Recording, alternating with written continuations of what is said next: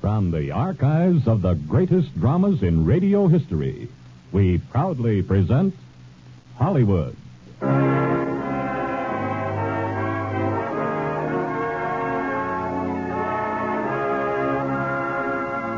The Radio Theatre, starring Jane Wyman, Vincent Price, and Virginia Bruce in Devotion.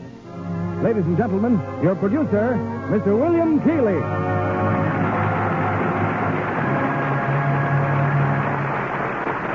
Greetings from Hollywood, ladies and gentlemen. You have read their books and poetry. You have seen their novels made into great motion pictures for the screen. And tonight, you meet them on our stage. The incomparable Bronte sisters, two of literature's most colorful and gifted writers. Born to a family of geniuses, their sheltered life is fraught with drama and romance, so vividly presented in tonight's play, from the Warner Brothers hit, Devotion.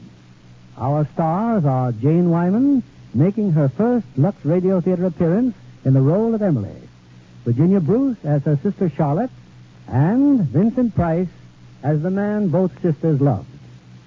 The Brontes lived in Yorkshire, England, in the 19th century, not far from my ancestral town of Keighley, well, pronounced in England, Keithley. Although how they made Keithley out of K-E-I-G-H-L-E-Y, I'll never know. But that is my sole affiliation with the Brontes, other than the privilege of presenting their story on our stage tonight. Here's the first act of Devotion, starring Jane Wyman as Emily Bronte, Vincent Price as Nichols, and Virginia Bruce as Charlotte.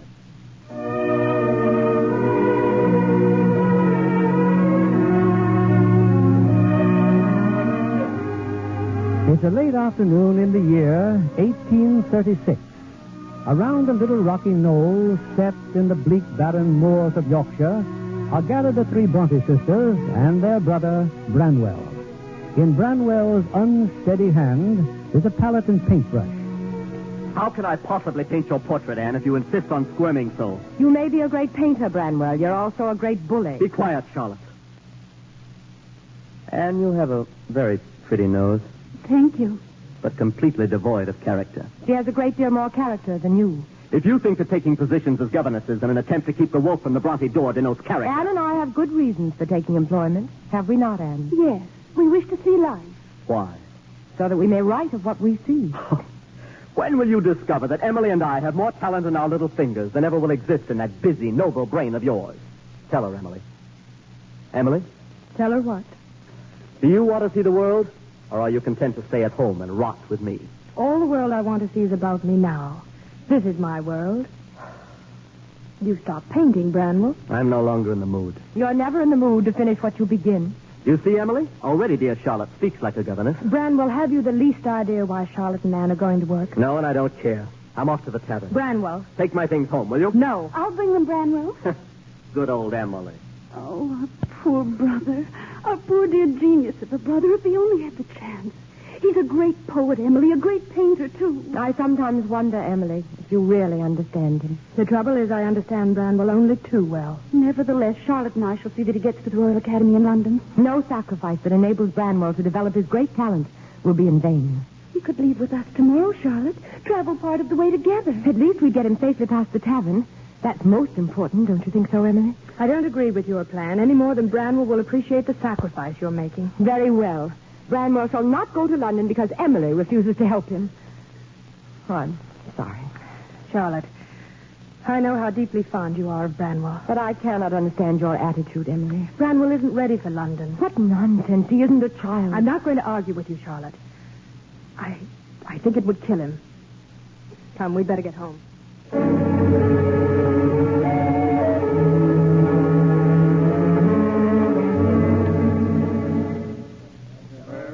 It's brandy, Mr. Hodge. Where is it? Where's your money, Mr. Bronte? Well, charge it to my account. You've no account here anymore, my lad. I should hope not. My account's with posterity. I beg your pardon. Innkeeper? Yes? I should like a room for the night. Well, perish my eyes. It's the new curate. That's right, sir. Nichols. Arthur Nichols. You hear that, boys? It's the new curate. How do you do? You have the honor, sir, of addressing your vicar's son, Branwell Bronte. Well, what shall it be? For me?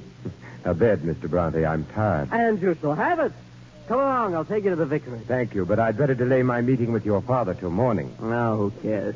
Where's my brandy? On the other hand, I'd better take you home right now. I'm drunk. Exactly. Come on, then. Take me home. My father detests curates.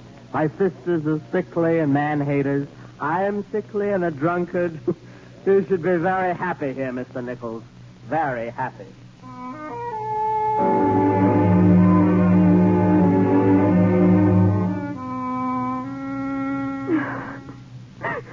Can't you sleep, Charlotte?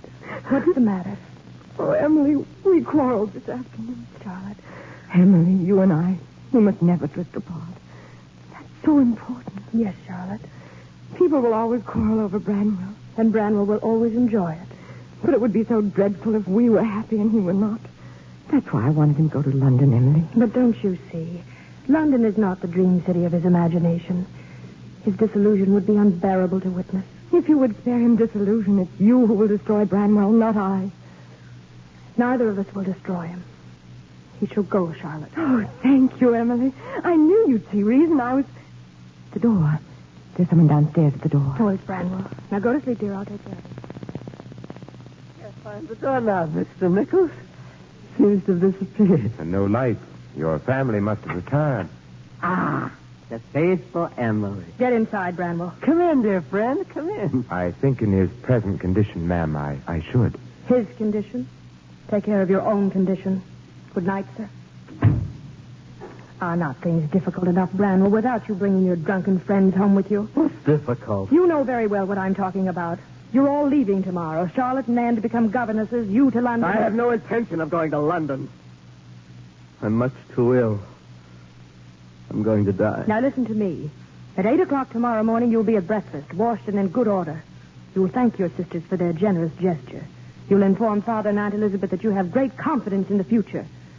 You will, in fact, play the great hero on the eve of battle. A role well within your range, drunk or sober. Emily, have you no faith in me at all? I love you, Branwell. I shall never cease to love you.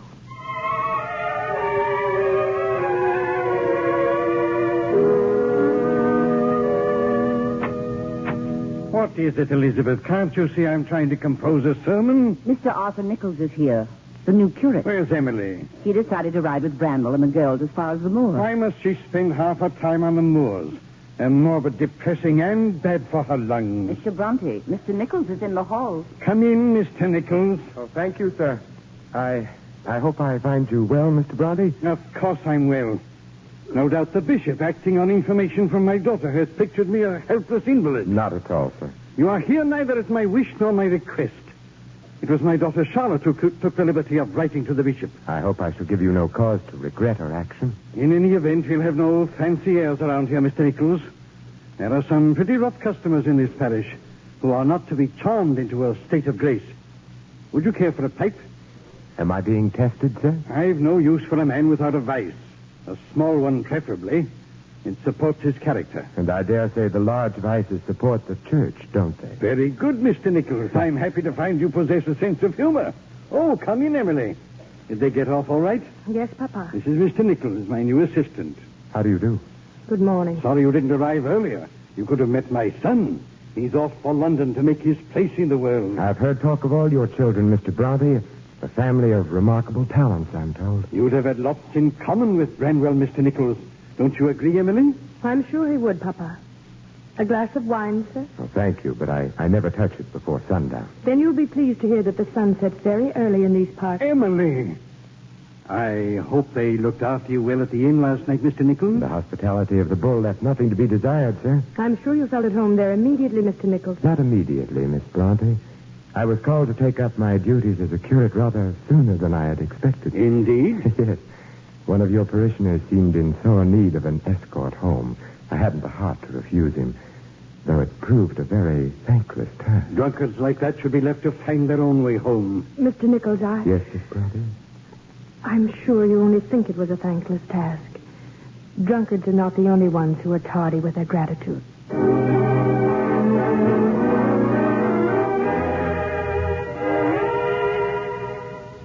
I'm afraid I'm failing miserably as a picker of blackberries, Miss Emily. Charlotte and I used to fill our pails here. Charlotte again. You do miss your sister, don't you? Oh, her letters. She and Anne must be utterly wretched as governesses. You said they'll be back by Christmas. 7 long weeks yet. Forgive me, I talk far too much about my family. But it helps me to know you better. That's ample reward. But come along, Mr. Nichols. We haven't have enough berries. I'm not really lazy, you know.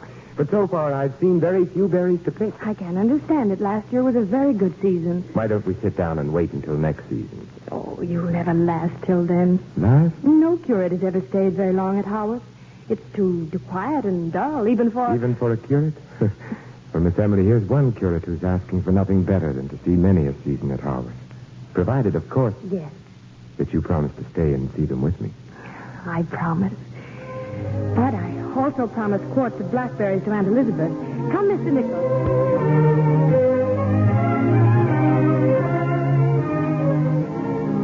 Where is Emily, Mr. Bronte? Assisting Mr. Nichols with Sunday school. May I ask the significance of that grunt, Elizabeth? Emily is full of good works these days.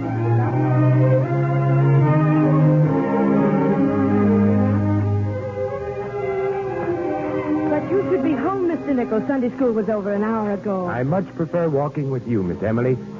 These strange, wonderful moors. You like the moors, too? I'm not certain. You've never brought me this way before, have you? I never bring anyone this way. Not even your brothers or your sisters? Oh, no. They don't like this part of the moor at all. They think it's ugly. There could never be anything ugly about your world, Miss Emily. But I do feel somewhat of a trespasser. Oh, no. No, you're not. That's why I brought you here. Knowing you is a rare privilege. Look, far in the distance there, on that rise of ground. A house. That is a house, isn't it? Yes. Gaunt, lonely, abandoned. Not quite what dreams are made of, is it? But it's been in my dreams ever since I can remember. So unreal, so awesome looking. It's the place I write about. And even though it is gray and storm-swept and made for hard, unyielding people, the lovely things there are all the lovelier. Someone lives there? Ghosts. Oh, you don't really believe in ghosts. Oh, I've both seen and heard them, Mr. Nichols. And in my dreams, sometimes it seems that I stand there. And I watch that house in the silence of the night, and then suddenly I hear a sound that terrifies me. The beating of a horse's hooves coming nearer and nearer. A great black horse and a dark rider, and he thunders down on me, and I cannot move. What does he look like? I've never seen his face. Miss Emily. Miss Emily, I can hear them myself. Hoofbeats. What? Over there, Mr. Nichols. You see, when I'm with you, my dreadful dream turns out to be only one of our wild moor horses. Oh, thank heaven. It's getting late, Mr. Nichols. Yes. Miss Emily, that distant place, that house, does it have a name? I don't know. I call it Wuthering Heights.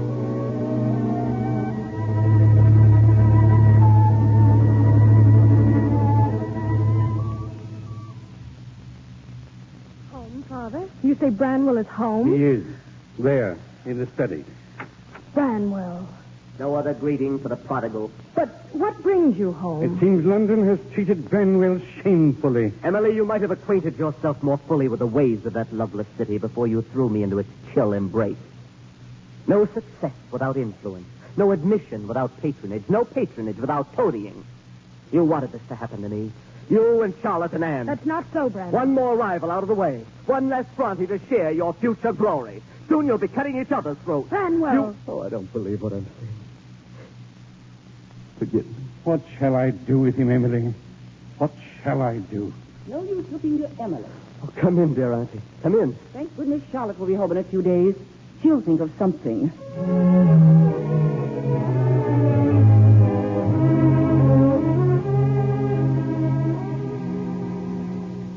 Branwell is sleeping, Charlotte. Well, if he's ill, Aunt Elizabeth, we must see him at once. There'll be ample opportunity later.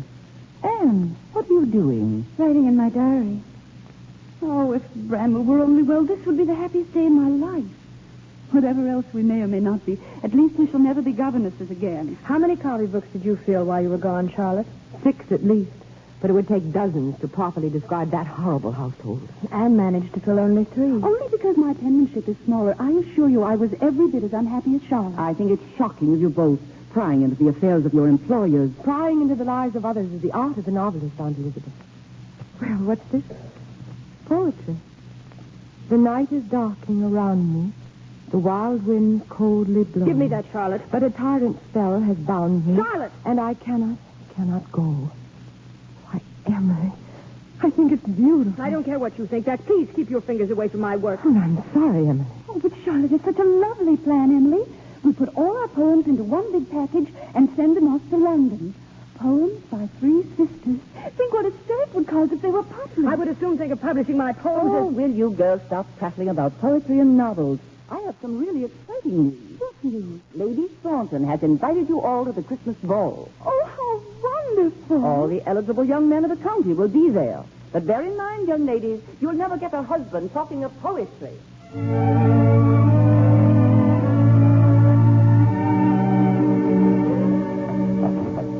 Very kind of you to drive us to Thornton House, Mr. Nichols. You're quite welcome. But you will please turn around and go back to the village at once. What for, Miss Charlotte? For our brother, for Branwell. Have you not seen enough of Branwell for one evening, Miss Charlotte? Drunk and brawling in front of the tavern. He may be hurt. A few bruises on that wild head won't come amiss. You will do as I say, Mr. Nichols. I'm afraid I must decline. Branwell's in no condition to squire you girls to Thornton House. I order you to turn around instantly.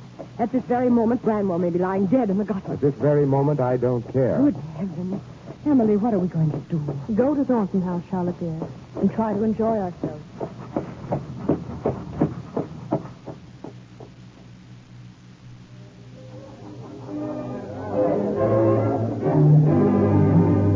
Excuse me, Miss Emily. I must pay my respects to Lady Thornton. Will you dance with me later? As often as you wish, Mr. Nichols. Thank you. Wait. Yes? Please don't be angry with Charlotte. She doesn't mean half of what she says. You discover that when you know her better. I'm not angry, Miss Emily. And don't worry about Branwell. He can take care of himself. Mr. Nichols, I should like you to dance with me.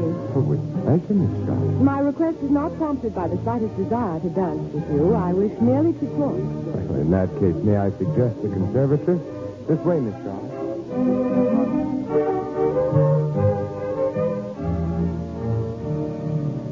I'll come straight to the point, Mr. Nichols.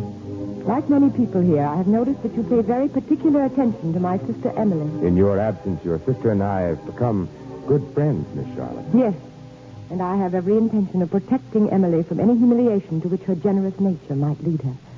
I also have a plan for Emily, a dream very dear to both our hearts. Any obstacle which stands in the way I shall remove without scruple. Do I make myself clear? May I ask the nature of your plan? As soon as I have accumulated sufficient money, I'm going to take Emily to Belgium. There are a number of schools in Brussels that offer an excellent curriculum in exchange for the teaching of English. An admirable plan. But it surprises me that anything so prosaic should haunt your dreams. Is it prosaic to want to escape from this rut in which we've spent all our lives? Is it ignoble to yearn for a world rich in material for the books we shall one day write? Miss Emily has always given me the impression of being very content in her rut. And you? And I? You, I fear, will take your rut with you. Shall we go back inside now, Miss Charlotte? With pleasure. You understand, of course, that you will dance no more with Emily this evening? On the contrary, I'm going to ask her for the next dance. Very well. You came to the vicarage at my request, Mr. Nichols. And tomorrow, at my request, you shall leave. Shall I? Miss Charlotte, there are 2 ways of dealing with young ladies of your perverse temperament. One way is this. You dare. You dare to kiss me. Be thankful, Miss Charlotte, that I prefer kissing a woman to beating her. Mr. Nichols. Oh, Mr. Nichols. Miss Emily. He's come here, Mr. Nichols. Branwell. He's creating a dreadful scene. I'll see what I can do, Miss Emily.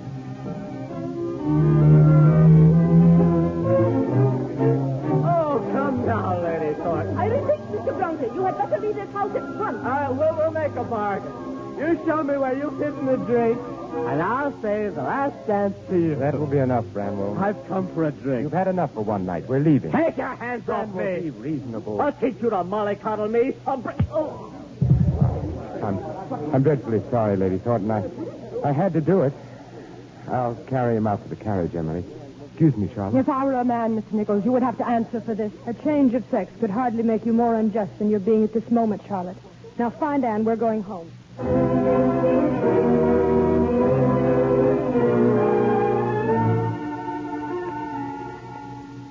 Lady Thornton's home, Mr. Nichols. I'm afraid you'll have to leave Haworth, sir. Very well, Mr. Just a moment, Father.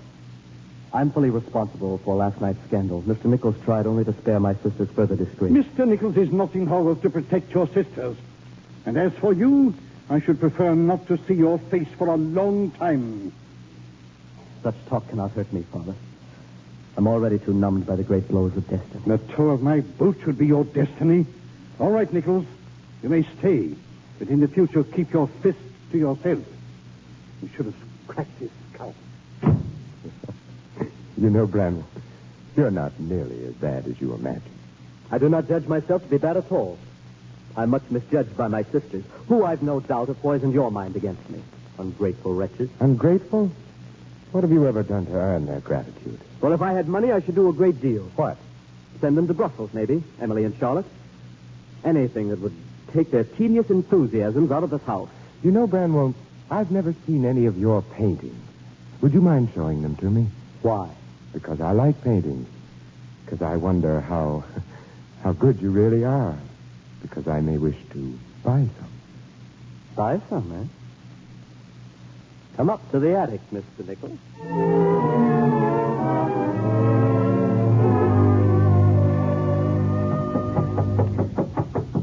Come in. Miss Emily, you came all the way to the village to call on me. We've not seen much of you these past days, Mr. Nichols. No, I imagined my presence at the vicarage would occasion nothing but embarrassment. Charlotte. In part. But you mustn't let her intimidate you. In any case, she's so excited now that our misfortunes at Thornton House are all but forgotten. Branwell has sold some of his paintings, Mr. Nichols. Well, you must offer him my warmest congratulations. And with the money, he's sending Charlotte and me to Brussels. Oh, how splendid of Branwell. Charlotte is delighted. You are not? But, Miss Emily, I thought this was your aim, your ambition. Dreams that come true are no longer dreams, Mr. Nichols. But think, Miss Emily, what you might miss. I can only think that even now it's not too late. Anne could go in my place. Tell me I need not go, Mr. Nichols. I cannot tell you that, Miss Emily. Forgive me. I had no right to ask. Goodbye, Mr. Nichols.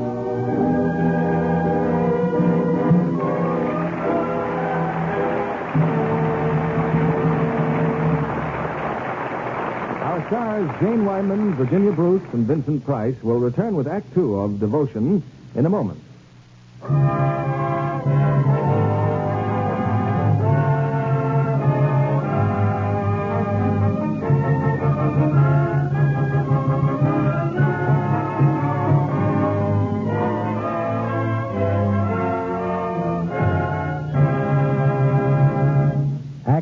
Of Devotion, starring Jane Wyman as Emily Bronte, Vincent Price as Mr. Nichols, and Virginia Bruce as Charlotte.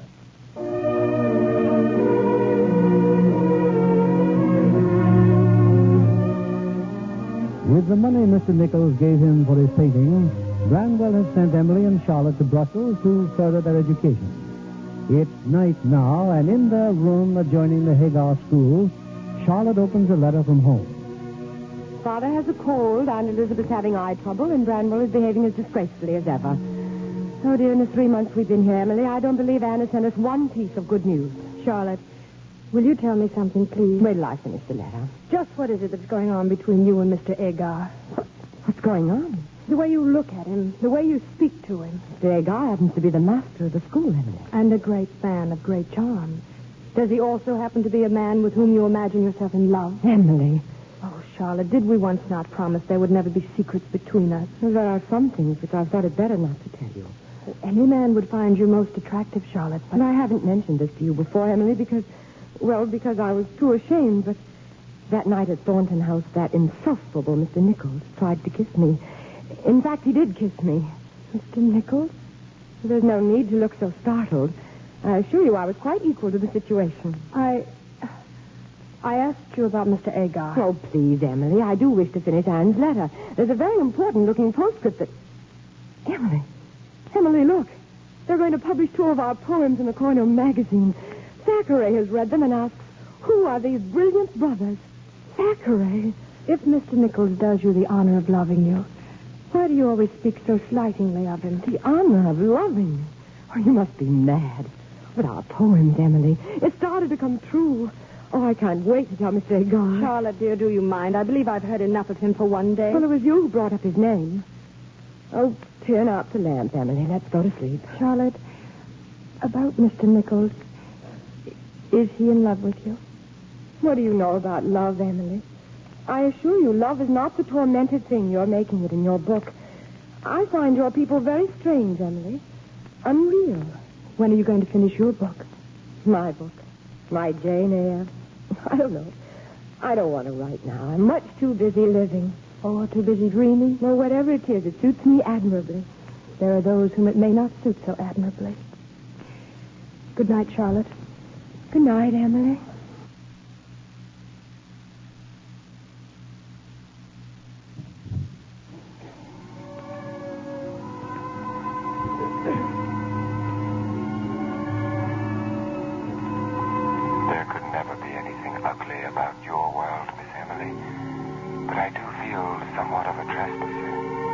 Charlotte. He loves Charlotte. Knowing you is a rare privilege, Miss Emily. Charlotte. It's Charlotte. Tell me I need not go, Mr. Nichols. Tell me I need not go. I'm afraid I can't tell you that. Charlotte. It's Charlotte. Emily. What's the matter, Emily? I was dreaming. Oh. Well, do go to sleep, dear. The rider on the moor, I saw his face. I saw his face. And now I know I'm going to die. Oh, there's not much time. There's not much time. What did you say, Emily? Nothing. Charlotte, nothing. You knew I was with Mr. Agar. Why did you insist on seeing me, Emily? A letter from Father. Branwell is terribly ill. We'll have to go home at once, Charlotte. Go home? But Branwell's always being ill, and he always recovers. Get your trunk packed. I'll do nothing of the sort. You never liked this place, Emily. You're probably only too glad to leave. But I have no intention of giving up my education here. The sooner you give up the form of education in which you're indulging, the better it will be for everyone, Charlotte. Well, I refuse to sacrifice my career to an hysterical whim of yours. Where are you going? I'm going to Mr. Agar. Miss Charlotte, you do not really love me. Mr. Agar. And if your brother is ill, of course you must go to him. You wouldn't send me away like this. You wouldn't. I am not sending you away, Charlotte. It only seems wiser that you go. Oh, what a fool you made of me. What a fool.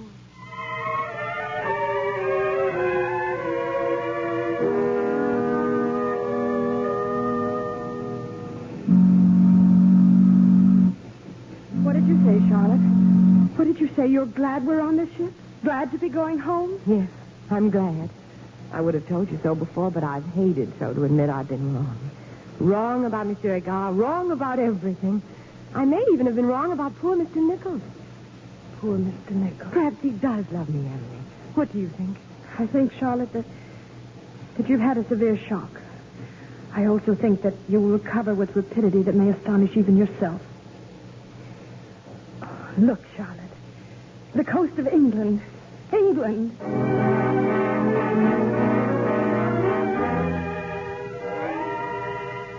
Of course you'll recover, Branwell. Another week or so and we'll be racing over the moors just as we used to do.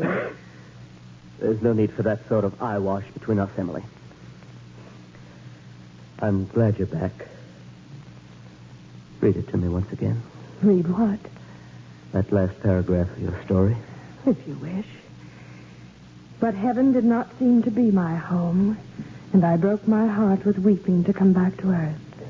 And the angels were so angry that they flung me out into the middle of the heath on top of Wuthering Heights, where I woke, sobbing with joy. That's the kind of book I should like to have written. But it's not finished, Branwell. Your Wuthering Heights and Charlotte's Jane Eyre. Well, finished or not, one thing is clear as daylight about the two books.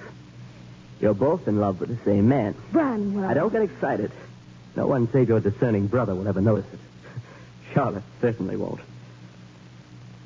Well, you're not attempting any passionate denials. I've never been able to deceive you, Branwell. You're giving it too much thought, my dear. What are you talking about? That pretty view as you look out the window there. Haworth Church and Haworth Graveyard. You're imagining things, Branwell. All the same, I should lose no time in finishing that masterpiece of yours.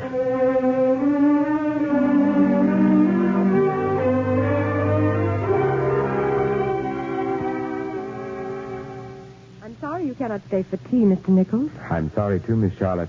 I came only to return these chapters of Jane Eyre you lent me. And what is your opinion? It will be a fine book. You mix your words with magic. Thank you. Surely you can spare a moment to see Branwell. Oh, of course. Mr. Nichols, ever since my return, I've done my best to atone for my injustices to you. You've been kindness itself. Then why do you avoid me so? And when you cannot avoid me, you laugh at me. May I say that I see you for what you are, Miss Charlotte? And what you are pleases me. And if I attempt to avoid you or laugh at you, that is my feeble defense.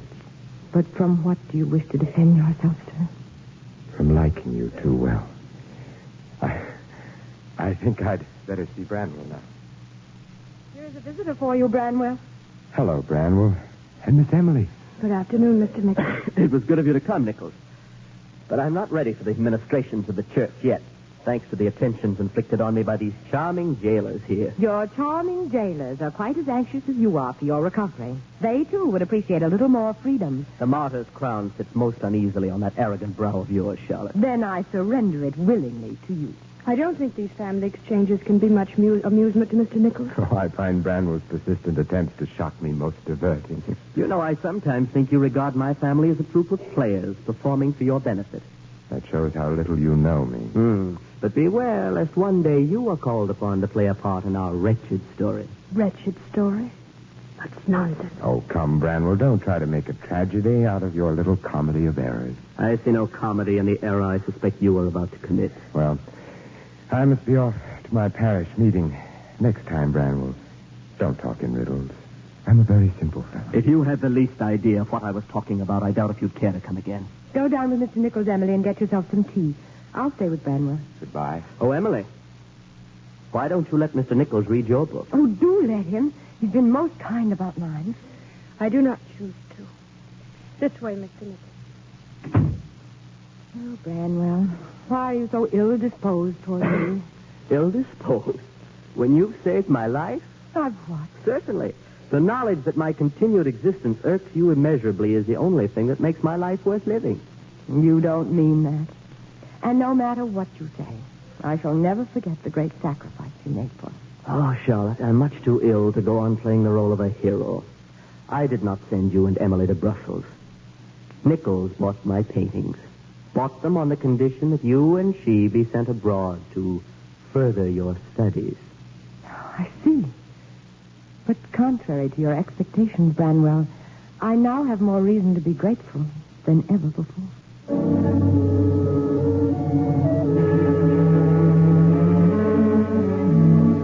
Of course, we shall have to repay Mr. Nichols, Emily, every penny of it. We can discuss it later. You know, if any proof were needed that he loved me, this is it. Don't you agree? I agreed a long time ago. Yes, you did. You're very clever, Emily. But why doesn't he speak? Why? Charlotte, who's with Branwell? Anne and Father. Oh, why must you always get off the subject?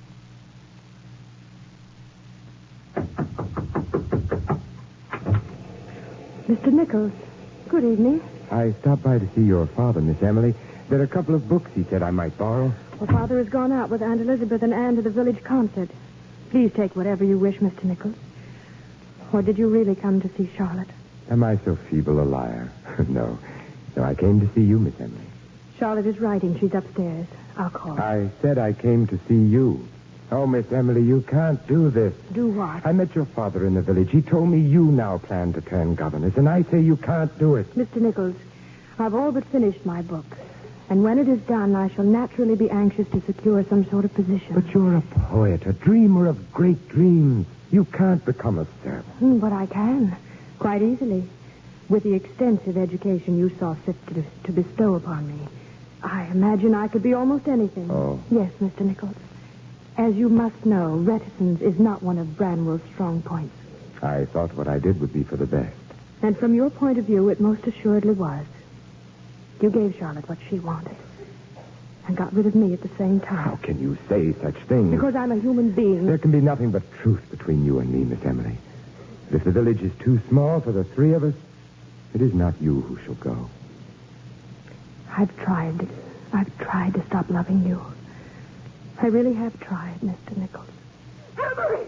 Charlotte, what is it? Branwell, he's not in his room. He's gone. I've looked everywhere. Gone? Emily, what are you doing? I'm going to find him. He can't have gone very far. But, Emily, your coat is pouring. Leave it to me, Miss Charlotte. I'll have him home again in a very few minutes. Well, I'm coming, too.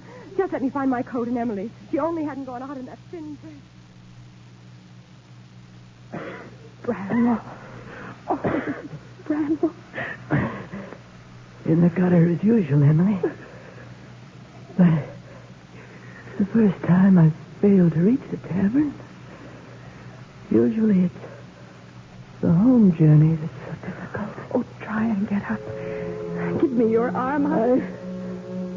Oh, this is a poor finish. Branwell. Branwell.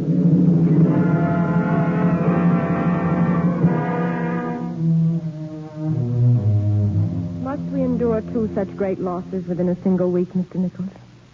Branwell's death, and now you choose to leave Haworth. Miss Charlotte, Miss Emily, I don't think I need explain what knowing you both has meant to me.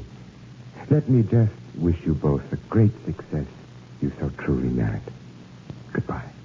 Goodbye, Mr. Nichols. Goodbye, Miss Emily. Goodbye. But why are you leaving us? Because I am not a big enough man to live side by side with greatness. Nor am I so small that I can stand by and witness its torment. But I don't understand. One day you will, dear Charlotte. I know nothing, Emily. I understand nothing. And yet I have dared to write 200,000 words about life.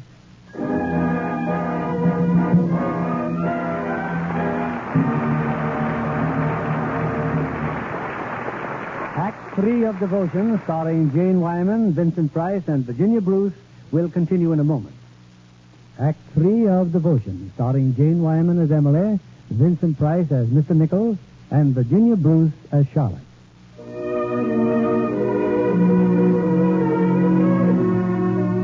The months following Branwell's death and Mr. Nichols' departure have brought abundant success to the Bronte sisters. Emily's Wuthering Heights and Charlotte's Jane Eyre have been published with resounding acclaim. But Emily's health has failed rapidly, and she remains in Haworth while Charlotte glows in the adulation of London's most eminent personalities. Among them, Mr. William Makepeace Thackeray. And what place is this, Mr. Thackeray? You've taken me to so many places these past 2 days. This is the celebrated Chester cheese inn, Miss Brontë. The Cheshire cheese, where Samuel Johnson and Mr. Boswell met. Exactly. Do you realize, young woman, that Jane Eyre is causing even more of a stir than my own Vanity Fair? Though I doubt if Vanity Fair required any stirring about. And yet it's strange, is it not? What is strange, sir? That Jane Eyre should be so much more successful than Wuthering Heights. Your sister wrote the better book, Miss Brontë. If you think to tease me, Mr. Thackeray, you are failing dismally. I enjoy success too much to care how well I merit it. Tell me, why didn't your ingenious sister come to London with you? Oh, she's been very ill. Sickness plagues all the Brontes, Mr. Thackeray. But I doubt if she would have come anyway. She detests crowds. Yes, one gathers that in her book. But oddly enough, I think she's very happy in that strange, lonely world of hers. She never had the slightest desire to meet anyone outside the family, you know. Indeed. Then, if it is not too impertinent a question, how did she come to experience so great and tragic a love? Tragic love?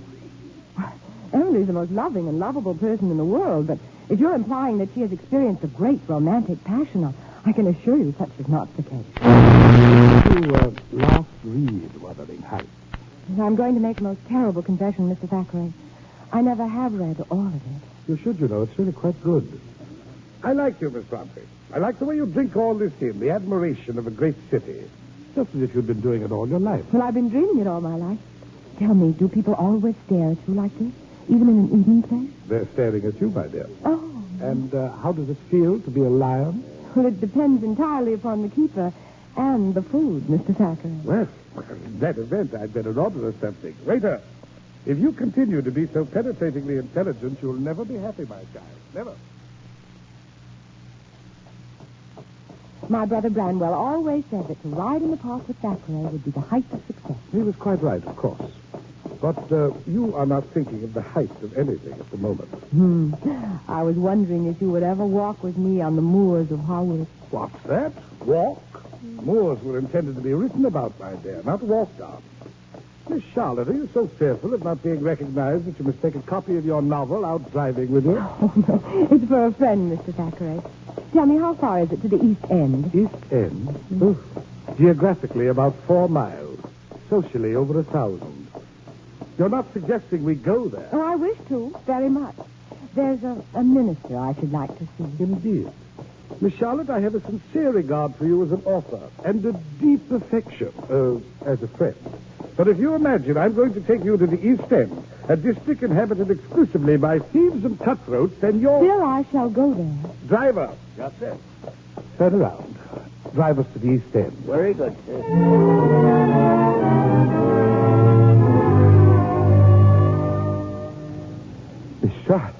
Miss Charlotte. I could not be in London, Mr. Nichols, without finding out how you are faring. What a happy surprise to see you. Mr. Thackeray graciously consented to drive me down here. He's waiting in the carriage. How kind of him. And I brought you a first edition of my novel. Thank you. I've read it, of course. It is the beautiful work I knew it would be. So, Miss Charlotte, so it has all turned out exactly as you planned. Not exactly. You see, Mr. Nichols, I thought I would be happy. And you're not? Mr. Nichols, at our last meeting, you said that I would one day understand. I'm afraid that day has still to dawn. I believed... But then you know what I believed. You believe truly, Miss Charlotte. Well, then tell me. Tell me, what is it? What barrier has stood between us for so long? I left Haworth because Emily offered me an affection I could not return. Emily? Because I love you, Charlotte. Because I have always loved you. Emily.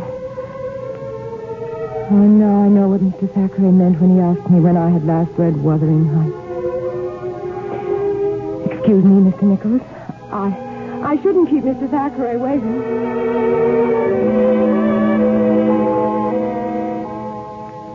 Well, go on, Anne. Charlotte's letter. What else does she have to say about London? She had a brief visit with Mr. Nichols. She found him well.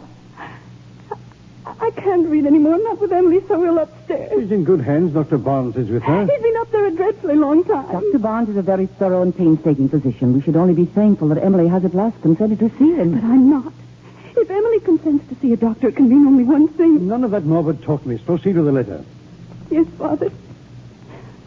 I had hoped by this time that Anne and Emily would have been able to join me here. Surely Emily is sufficient.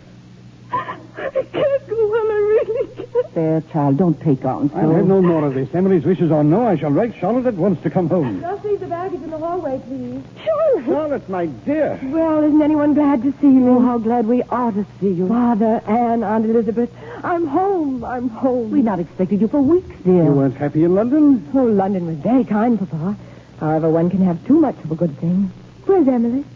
Upstairs, Charlotte. Still can find the bed? Yes. Oh, she'll be so happy you're back. Will she? I wonder. Charlotte. What do you mean? Excuse me, Mr. Bronte. Yes, Dr. Barnes? I wonder if I might have a word with you. Certainly, we go to my study.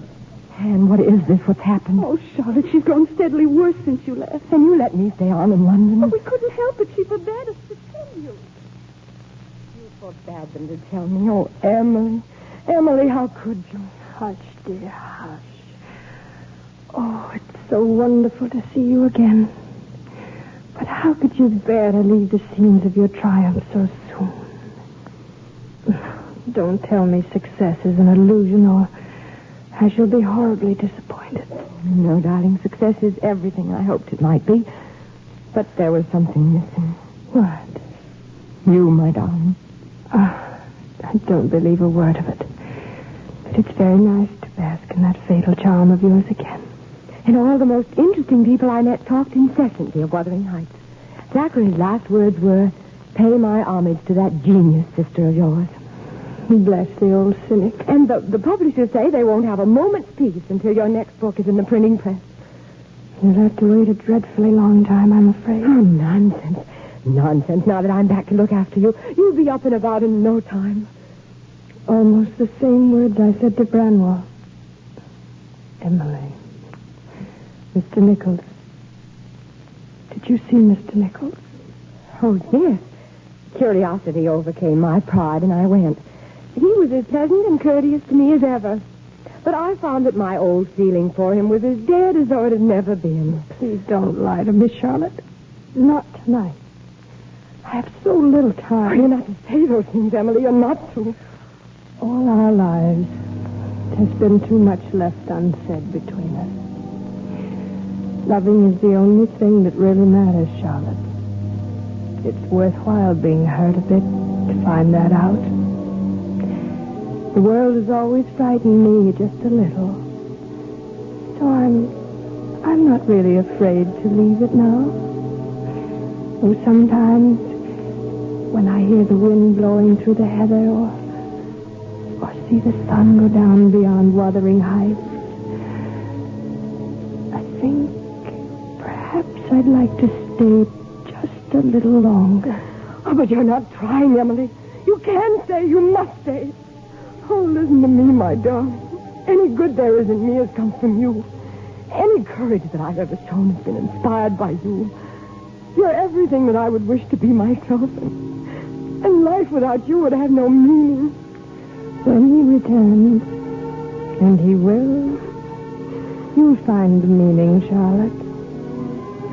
A far happier one than I could ever teach you. Oh, Emily. It's coming for me. Charlotte, the rider of the moors. Listen, Emily. Emily! Oh, goodbye!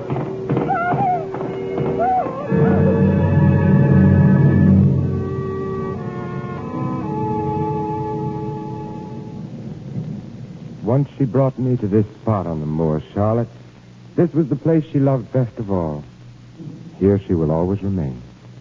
Even the last words she wrote were for us. This paper. Here. I found it this morning. I linger here, listening to the soft wind breathing across my beloved moor. They must not imagine there is unquiet slumber for a sleeper in this quiet earth. For their love is also here, with me. And when he returns, and he will, you'll find the meaning, Charlotte.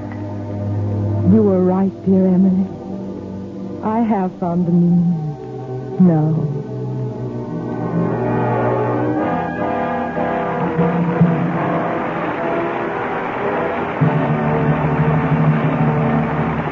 Our stars return for their curtain calls in just a moment.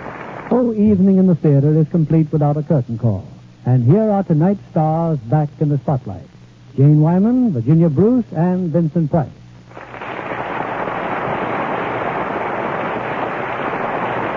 Jane, we're especially grateful to you for taking over for Ida Lupino as he's ill and giving us such a wonderful performance. Thank you, Bill. I enjoyed doing it.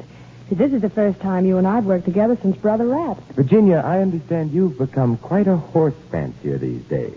Well, I get a lot of pleasure out of raising and riding horses, Vince. And so does Jane. Oh, you both have the same hobby, eh? Hobby, hay is right.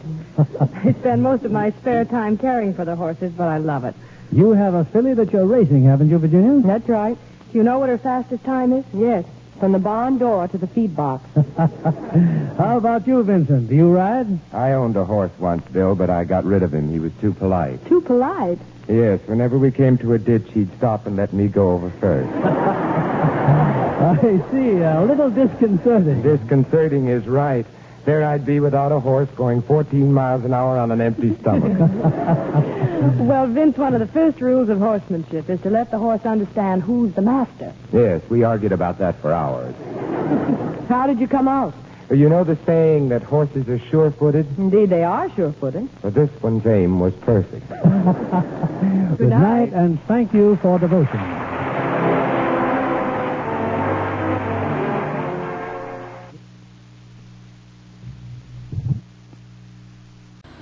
Hey, we want to say thanks for tuning in. Please like and subscribe so you don't miss any. You got a lot more of these up there. Go check them out under the playlist. Leave us a comment. Tell us what you want to see, what you think, and we'll see you next time.